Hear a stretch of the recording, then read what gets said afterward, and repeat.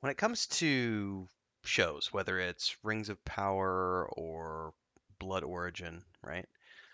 Anything that's based on an original IP, there is always going to be a debate, a discussion, whatever you want to call it, around faithfulness to the source material. I thought it was extremely enlightening watching Raymond Feist go through his Facebook page a few weeks back before the holidays and kind of analyze his response to people who were coming out of the woodwork upset about one reason or the other about the upcoming adaptation of his Rift Wars saga and the Rift Wars cycle. And he kept coming back to, guys, you know, it's not written in stone, but it's a different medium. It's going to be different. And his most important comment out of all of those threads was he's like, the version of the books that I have up here as a writer is different from the version that this reader has, or that reader has, or that reader has, or that reader has. And that's different from the version that the showrunners of the show have. And that's going to be different than the version that viewer one, viewer two, viewer three, viewer four, viewer five have. So at the end of the day, everyone has a different vision of what is the correct way to adapt the source material, which is why you're never going to be able to come to a baseline. I hear a lot of people talking about how, well, before we do season two of Rings of Power, or before we ever do another Tolkien adaptation, we have to draw a line in the sand and define what is the adaptation. What is an acceptable minimum for an adaptation? And no, it's not quoting the source material word for word.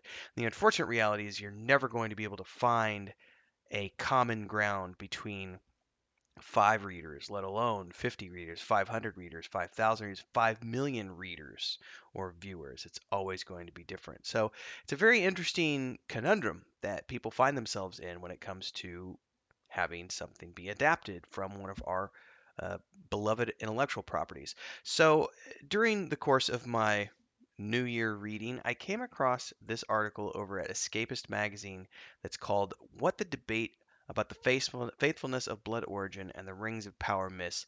And holy smokes, is this an amazing piece. I think this is one of the most well written pieces I've read in the past 6 months on any subject matter, but particularly given the fact that, Rings of Power is still in people's minds. Obviously, we're not getting a new season in 2023, but it is filming. And of course, the recent debacle that was The Witcher Blood Origin, for better or for worse. Um, there's some great grains of salt in here. I'm going to skip to the end very quickly here and read a quote from the end before we dive into the whole article. Um, there's a section where they talk about how adaptation is an art form like any other. Film, television, books, and video games are all different forms of media. They all work in different ways. What works in one will not necessarily work in the other, and there is no objective metric to measure the quality of an adaptation in one form to its source material in another. In many cases, the quality of an adaptation is largely independent of the quality of the object that inspired it. That's a very, very, very important component. In many cases, the quality of the adaptation is independent of the quality of the object that inspired it. The Rings of Power and Blood Origin are both shows with fairly significant problems. Copying and pasting lines of text directly from the source material will not fix the obsession that the Rings of Power has with mystery boxes, nor will it make Blood Origin's dialogue, characterizations, or editing issues any better. It's a distraction from the real problems and often a way of cutting off more interesting conversations. It doesn't matter how faithful an adaptation is, only simply how good it is. That's brilliant. So we're going to dive into this. There is going to be a link down below if you want to go read this at your leisure. I highly recommend doing so as you can. If you're new here and you don't know who I am, my name is Renfail, aka Tim Anderson. And if you like what you see here today, don't forget to like, subscribe, and hit that bell icon so that you can continue to get updates from myself and our office cats like Lucas down there, who's passed out in my chair, so I'm stealing Christina's chair. Support in all the ways you can find down below. There's links also in the description. You can figure stuff out from there. In the meantime, let's move forward into today's article as we kick off the new year. So the idea is that um, with recent releases such like The Lord of the Rings of Power and The Witcher Blood Origin, 2022 has seen the resurrection of an old debate about the nature of adaptation. What changes are acceptable in adapting a work from one medium to another, and how faithful must that adaptation be to the source material in order to be considered true or great? It's a debate that has become increasingly charged in recent decades as more pop culture is drawn from existing properties. This is very interesting because this is exactly what we were talking about at the beginning of the episode when I was going over Raymond Feist's Facebook post about the adaptation of the Rift Wars saga he's got coming up. Because there's all these versions. His version as the original creator, the version that each reader has in their head, especially when you have ambiguous text about how our character might be described. Um, and then there's the showrunner's version and what they have in their mind. And then there's the viewer's version and what each viewer has in their mind. And so coming up with an adaptation that is true to the source material is an impossibility because everyone is going to have a different version in their head. Not to mention the fact that adapting from one medium to another means you have to make changes to the source material. You have to. There is no ifs, ands, or buts. Copying lines of text directly just doesn't work. They're different mediums. There must be changes. And as a result, you're going to have an infinite amount of opinions on what is the correct way or the best way even to adapt those things. Which is why I tend to watch things with a grain of salt in my mind. If you remember when we were watching Rings of Power, as much criticism as I threw at them, um, I always did my reviews with the biased review as a Tolkien fan and the unbiased review as if I were Christina, my wife, who watches things without having read the books. And if you remember when I did the interview with Chris, she gave Rings of Power an 8 out of 10. For her, it was a very good show, but she wasn't watching it through the lens of an adaptation. She was watching it through the lens of something that was just a generic fantasy show. And there is a point in this article about that later on, which we're going to get to. Arguments, they say, arguments about textual fidelity are common. They allow the person making them to position their criticism as an argument from a position of authority. After all, they aren't simply making this argument that the other person in question doesn't like a given narrative or character choice, it's the choice itself that's wrong. Indeed, it's possible to frame the debate in overtly emotional terms. The change is a betrayal of the source material. It's proof that the people making the adaptation don't care about the work itself. And as this article says, it's very comforting to approach this is a very comforting approach to criticism, and it even has a whiff of objectivity about it that appeals to people who argue about media online.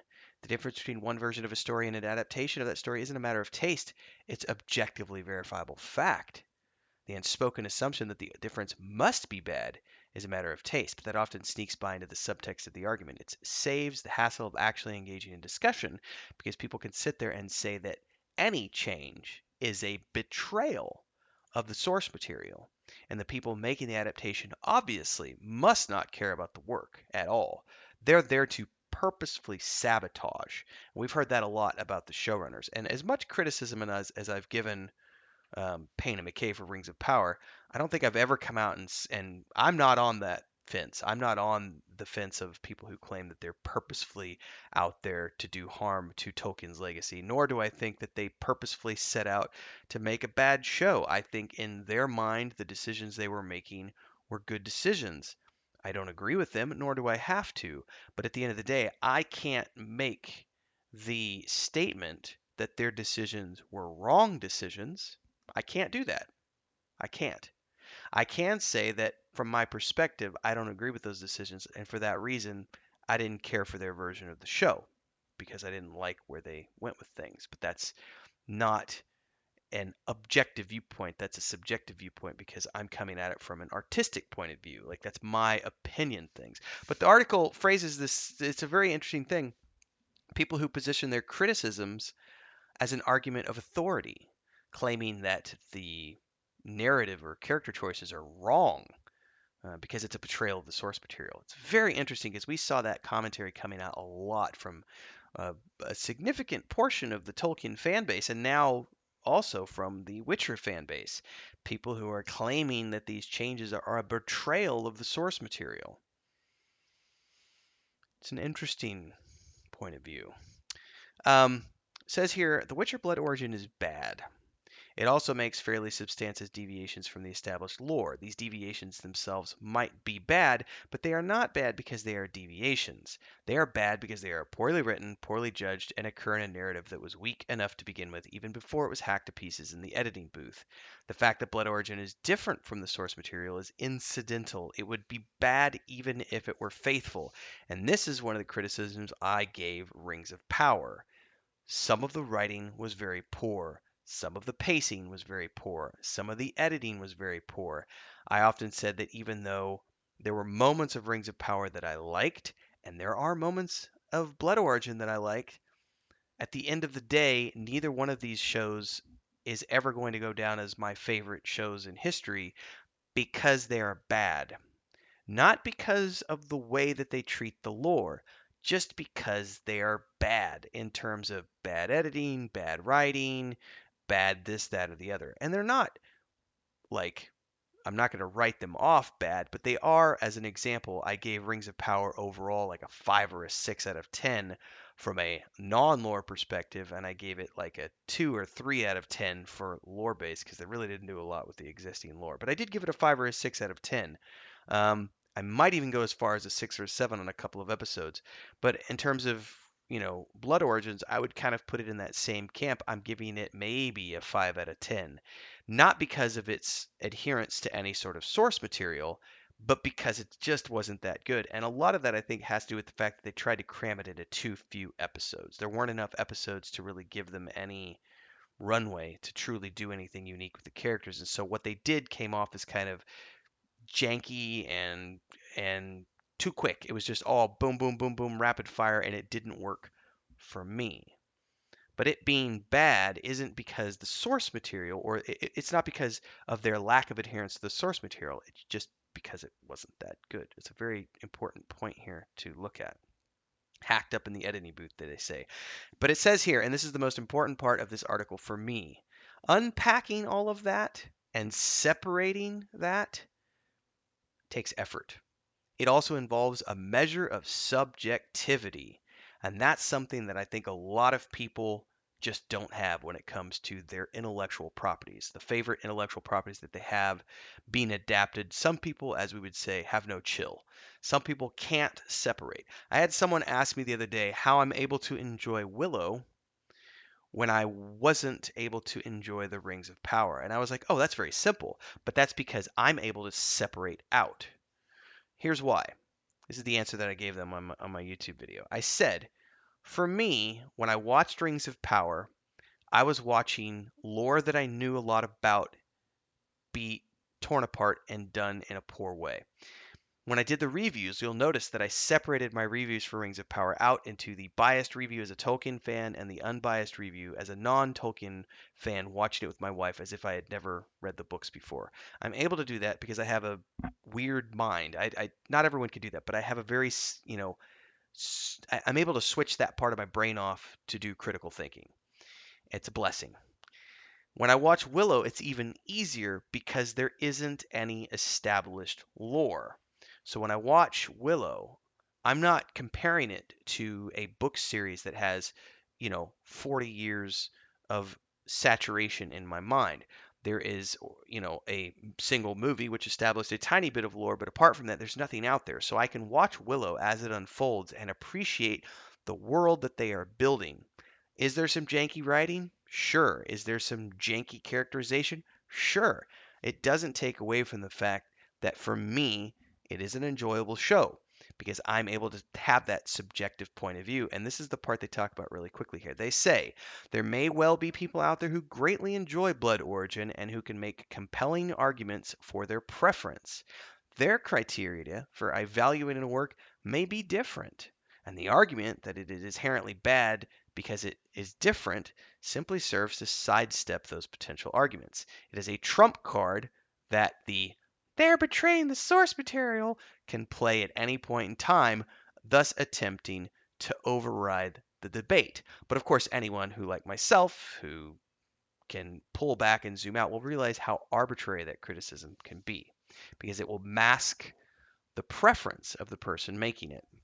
And they say here in this article, The Rings of Power is a useful case study given the number of complaints it has generated over its supposed betrayal of the source material. In particular, there is the treatment of Galadriel and creating her as an action hero. But you also have to remember they did that with, Peter Jackson's Arwen character, so on and so forth. Um, the point here being that unpacking all of this and separating your betrayal feelings out from things, that's a difficult thing. And I recognize that not everyone is going to be able to do that. I wish they could, but unfortunately they can't, which is why we have articles like this talking about how the faithfulness. This is the most important part of the crux of this thing is that what the debates miss, and that is the fact that you can never truly have a faithful adaptation given the amount of opinions and the subjectivity of all the opinions involved, which I think is a great way to look at things. There is also a whole bunch of additional material here for those of you who want to really read through and understand what the writer is putting into play here about other adaptations, such as the difference between the original Miami Vice and the 2006 film adaptation, or how about the 21 Jump Street show versus the 21 Jump Street film, or how about the Chips show versus the Chips film, or the original Psycho film versus the Psycho remake.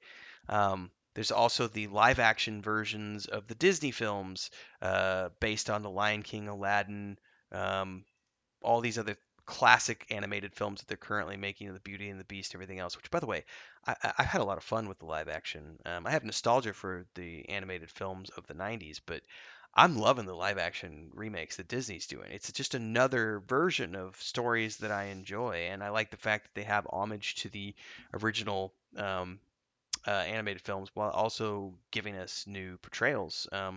It's a lot of fun. Anyway, at the end of the day, as they say here, adaptation is an art form like any other, and that means that at the end of the day, um, it is subjective. Art is a subjective thing. So I don't think that you can ever claim, I really don't think anyone can ever claim that someone who makes an adaptation is betraying the source material with the choices that they're making. They just have a different version up here in their mind, and we don't have to agree with that, but you can't call it a betrayal because you're missing the point of everything, which is that you're never going to have actual faithfulness to source material because that doesn't exist because you are not the author of that material. The author is the only one that can make any sort of objective, that's very important, objective qualifications regarding faithfulness to source material. And in many cases, you'll find that authors like Stephen King, Neil Gaiman, so on and so forth, uh, Raymond Feist, are more than happy to make changes to the original source material for the different medium, whether it's film or radio or a comic book or television show, because they understand that it has to be different. And they're not so married to that source material that they're above making changes. It's great food for thought. I thought this was a really great way to start off the new year having a discussion about this because I think it will help carry people into the new year as they go through other shows because there are going to be a lot more shows coming out that go into our favorite intellectual properties. And we can either enjoy them with a grain of salt or we can continue to believe that these things have betrayed the source material. And I think it's going to be better for everyone involved. And I say this as someone who has criticized the hell out of Rings of Power. I think it's going to be better for everyone involved if we begin to approach things with that grain of salt in mind so that we can get better entertainment out of it. I've been using a quote recently about how people who can't enjoy things have let their inner child die, and so that inner child isn't allowed to enjoy anything anymore because you've smothered it and choked it and you become so jaded. And I just think that, as disappointed as I was with certain things about Rings of Power, I want to have a better, I want to have more positivity in my life, and I'm choosing willfully to go into things in 2023 and beyond with a different outlook than I had in 2022. And hopefully, you're going to see that in the reviews and things that come out of my channel in this year as we attempt to have a more positive outlook and try to get more enjoyment out of things than always being upset about everything and dealing with all these culture wars and let's cancel everyone and they've betrayed. No, If you've gotten to the end, it's been a long one today, almost 20 minutes, and you like what you saw, please like, subscribe, and hit that bell icon to get more. Share it out with your friends. Let's have a discussion in the comments below. And please, consider supporting to keep Chris and I doing this full time. It's really simple. There's memberships down below, 3 different tiers. You can do a super thanks on uploaded videos, super chats on premieres and live streams. On premieres, I'm usually down in the chat hanging out with you, so ask your questions. You can also check out our Patreon page if you want to get involved with my fantasy series with my wife and my brother, our point and click adventure game, our tabletop stuff. We'll see everybody in the next episode. Links are down below. Have a good 2023, everyone. Happy New Year.